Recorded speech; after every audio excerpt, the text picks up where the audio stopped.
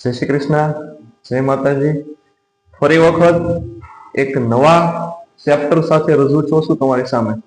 અને ધોરણ 10 ની અંદર એક અગત્યનું ચેપ્ટર, અને ચેપ્ટરનું નામ છે દ્વિસલ સુરેખ સમીકરણ યુગ્મ.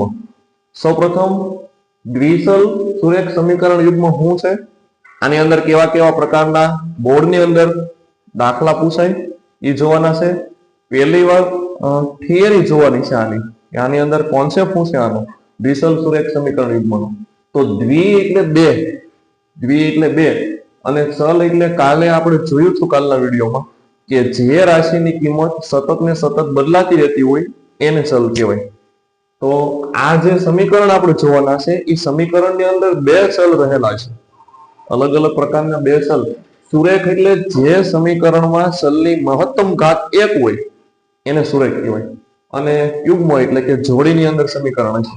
સમીકરણને ઉકેલવા માટે બે રીત માર્કેટમાં અવેલેબલ છે, અને એમાં પહેલી રીત છે આલેખની રીત અને બીજી રીત છે બેઝિક રીતે ઉકેલવાની. આપણે આલેખ દોરવાના છે ને આની અંદર બેઝિક રીત જોવાની છે, અને બેઝિક રીતની અંદર બે રીતે આપણે જોવાની છે. એક છે આદેશની રીત અને બીજી છે લોપની રીત ઉકેલવાની છે. બોર્ડની અંદર બંને રીત પૂછાય. આદેશની રીતે સમીકરણ યુગ્મને ઉકેલવાનું છે અને લોપની રીતે આપણે સમીકરણને ઉકેલવાના છે. તો રેખાના જે સમીકરણ બનાવવામાં આવે, દ્વિસલ સુરેખ સમીકરણ જે રેખાના બનાવવામાં આવે, તો રેખાના કેટલા પ્રકારથી જોવાનું છે, અને 1 by 1 પછી આપણે બંને રીત પણ જોવાની છે. તો સૌપ્રથમ રેખાના જે સમીકરણ બનાવવામાં આવે એની અંદર આપણે સમીકરણ યુગ્મ એટલે બે સમીકરણ બનાવશું. અને રેખાના પેલા પ્રકાર જોઈ લઈએ કે રેખાના કેટલા પ્રકાર છે.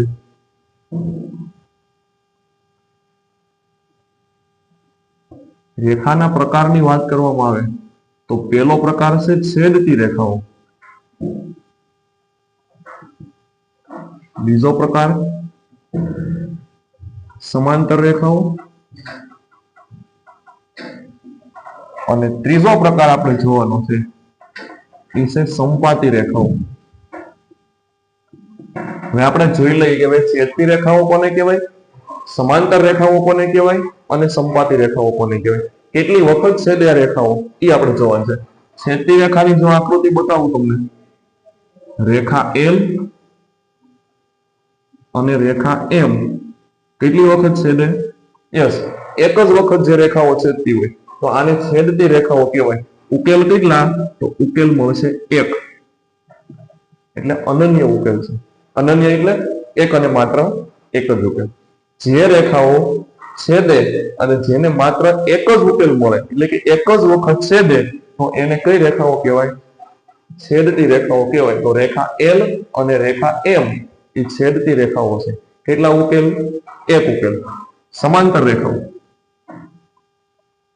રેખા L અને રેખા M બંને રેખાઓ એક પણ વખત છેદતી નથી.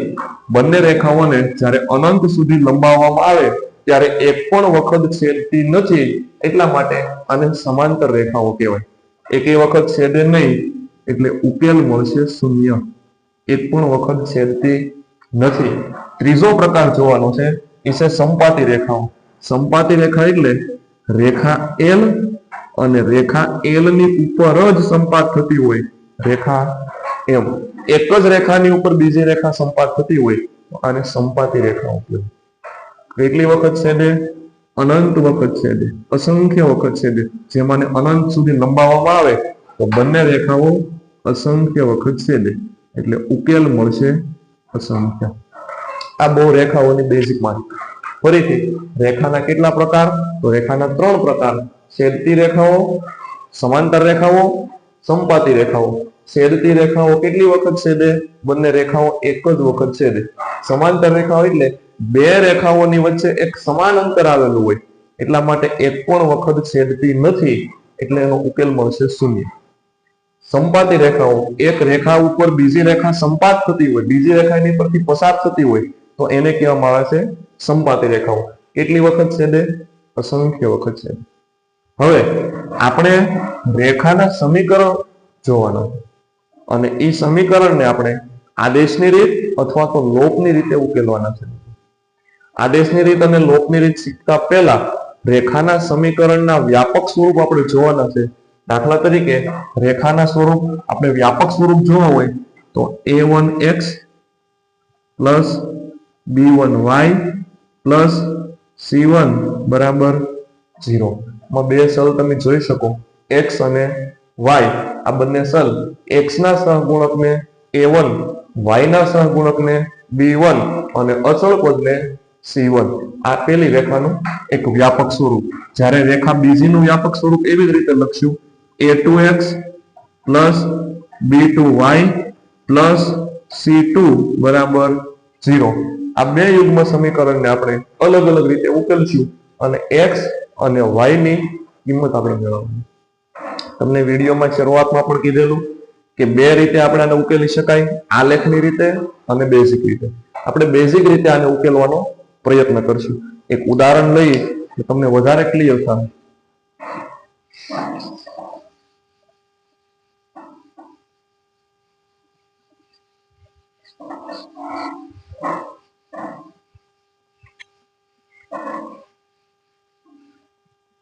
હવે સમીકરણને ઉકેલતા પહેલા બંને સમીકરણ રેખાના આપેલા હોય તો આપણને ખબર પડી જાય કે આ સમાંતર રેખાઓ છે, છેદતી રેખાઓ છે કે સંપાતી રેખાઓ છે.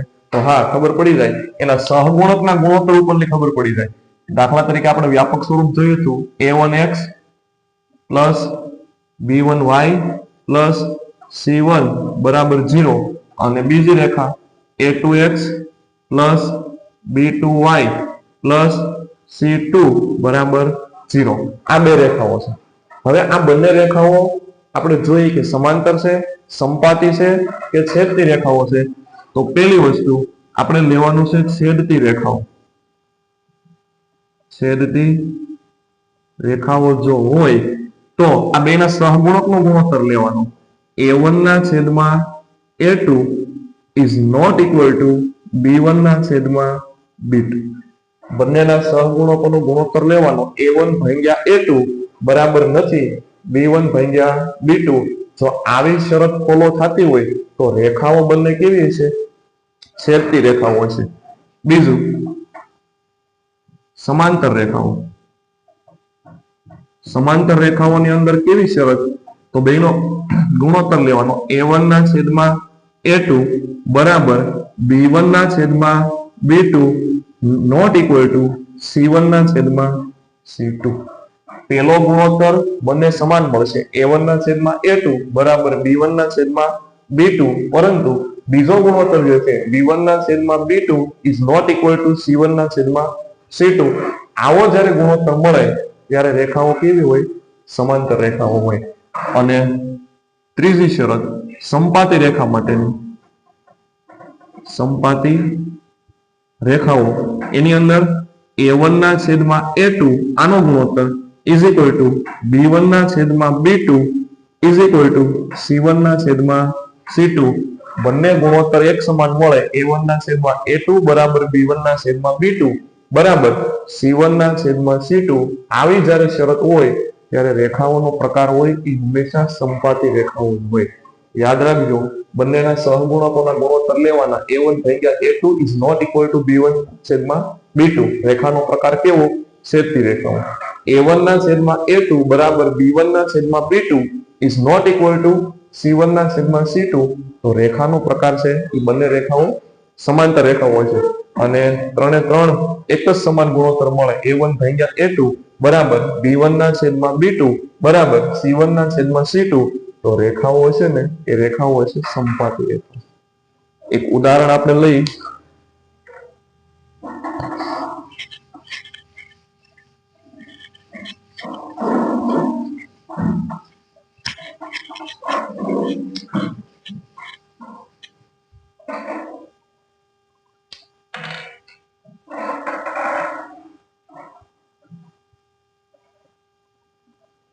(5x - 4y + 8 બરાબર 0) અને બીજી રેખાનું સમીકરણ 7x + 6y - 9 બરાબર 0 ઓળખાવવાનું છે. ગુણોત્તરની તુલના કરી અને નક્કી કરવાનું છે કે કઈ રેખાનો પ્રકાર છે. ફરીથી વ્યાપક સ્વરૂપ અહીંયા લખી દઉં છું તમને. તો વ્યાપક સ્વરૂપ હતું આપણું a1x plus b1y plus c1 બરાબર 0 અને બીજું સ્વરૂપ a2x plus b2y plus c2 બરાબર 0. ઓ નિરાતે વિડીયોને જોઈજો, અહીં સમજો. પેલી રેખા માટેનું વ્યાપક સ્વરૂપ આપણે આવું લખ્યું a1x plus b1y plus c1 બરાબર 0. હવે આપણે અહીંયા સરખાવી x ના સહગુણકને a1 કહેવાય. x નો સહગુણક પેલી રેખા માટે કોણ? તો 5. તો a1 ની કિંમત આપણી પાસે 5. b1 માઇનસ 4 તો b1 બરાબર માઇનસ 4 અને c1 એટલે કે અચળ પદ c1 બરાબર 8. બીજી રેખા a2x plus b2y plus c2 બરાબર 0. તો a2 ની કિંમત a2 બરાબર 7, b2 બરાબર 6 અને c2 બરાબર માઇનસ 9. બધાનો ગુણોત્તર આપણે લેવાનો છે. a1 ભાગ્યા a2 કરી a1 છેદમાં a2 તો ગુણોત્તર આવશે 5/7. આ ગુણોત્તર આપણે મેળવ્યો a1 ભાગ્યા a2 નો. આનો ગુણોત્તર મેળવી b1 ના છેદમાં b2 તો b1 ની કિંમત -4 અને છેદમાં b2 ની કિંમત 6. ઉડે તો ઉડાડી શકાય, અવયવ કરશું. 4 ના અવયવ 2 ગુણ્યા 2 છેદમાં 6 ના અવયવ 2 ગુણ્યા 3, 2 કેન્સલ થઈ જાય. શું લીધું? -2/3. એક વાત કહું, a1 ના છેદમાં a2 આન્સર કેટલો આવ્યો? 5/7. b1 ના છેદમાં b2 આન્સર આવ્યો -2/3. આ બંને ગુણોત્તર સમાન છે? નહીં.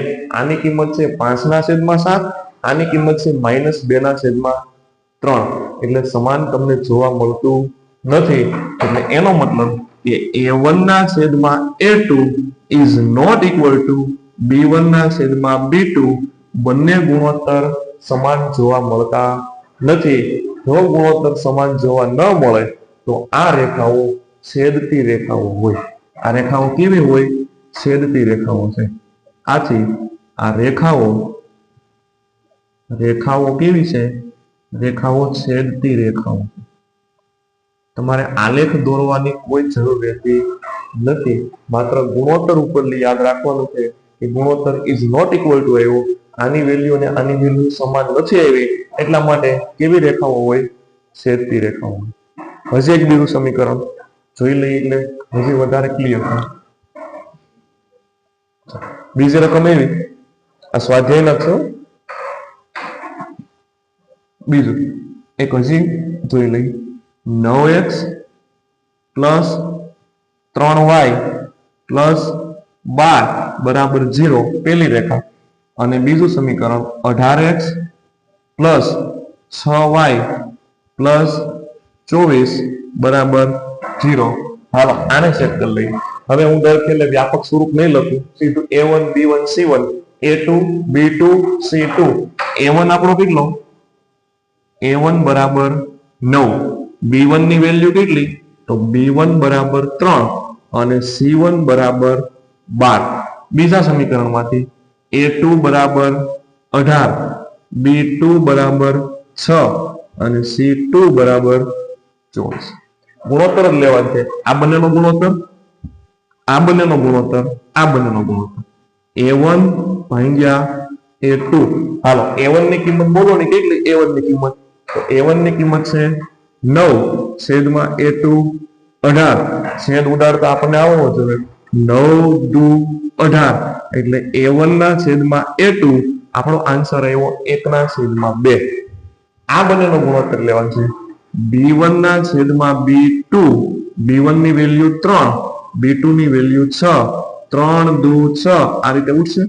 આન્સર આવ્યો 1/2. છેલ્લો ગુણોત્તર c1 ના છેદમાં c2 બરાબર 12/24, 12 2 24 1/2. હવે તમને એમ થાય કે ત્રણેયના આન્સર સમાન આવ્યા? હા, આવી શકે. a1 ના છેદમાં a2 નો આન્સર 1/2, b1 ભાગ્યા b2 1/2, c1 ભાગ્યા c2 1/2 એનો મતલબ એવો કે a1 ના છેદમાં a2 બરાબર b1 ના છેદમાં b2 બરાબર c1 ના છેદમાં c2 આવી શરત હોય તો રેખાઓ કેવી હોય? આવી શરત આપણે જોઈએ છીએ કે જો બંને ગુણોત્તર સમાન તો રેખાઓ હોય ને એ સમપાતી રેખાઓ. કેવી રેખાઓ હોય? સમપાતી રેખાઓ મળે. બંને ગુણોત્તર સમાન રેખાઓ કેવી? સમપાતી. બંને ગુણોત્તર સમાન નથી મળ્યો તો c1 ના છેદમાં c2 તમારે લેવાની જરૂર નથી. તો આ છેદતી રેખાઓ અને બંને ગુણોત્તર સમાન તો રેખાનો પ્રકાર છે સમપાતી રેખાઓ. એટલે સુધી રાખશું. નેક્સ્ટ લેક્ચરની અંદર આદેશની રીત અને લોકની રીતની વિસ્તૃત ચર્ચા કરશું. ત્યાં સુધી આ ચેનલને જોતા રહો અને ધોરણ 10 ના મહત્તમ વિદ્યાર્થી સુધી આ વિડીયો પહોંચે. ન સમજાય તો ફરી વખત કોમેન્ટમાં તમે પ્રશ્ન પૂછી શકો. કોમેન્ટ જોઈને તમને એનો અમે જવાબ આપવાની કોશિશ કરશું. ત્યાં સુધી જોડાયેલા રહેજો. Famous of commerce academy Mahuva અવારનવાર વિદ્યાર્થીના ભવિષ્ય માટે કંઈક ને કંઈક વિચારી અને છેવાડાના ગામડા સુધી પહોંચવાનો પ્રયત્ન અહીંથી થઈ રહ્યો છે. એટલે તમારા હાથમાં છે અને તમારા સપોર્ટ થકી જ આગળ વધવાનું છે. એટલે લાઈક કરજો, સારી કોમેન્ટ કરજો અને ધોરણ 10 ના વિદ્યાર્થીઓને મદદરૂપ થાય. એક ગરીબ બાળક અહીંયા ન આવી શકે તો કઈ નહીં, પણ અમારી સાથે ઓનલાઈન પ્લેટફોર્મમાં જોડાય અને આ જ્ઞાન યજ્ઞની અંદર ભાગ લે એવી એક આશા સાથે આ વિડીયોને અહીંયા પૂરો કરશું. નેક્સ્ટ લેક્ચરમાં ફરી વખત આદેશની રીત અને લોકની રીત લઈને આવું છું. ત્યાં સુધી જોતા રહો. જય હિન્દ, જય ભારત.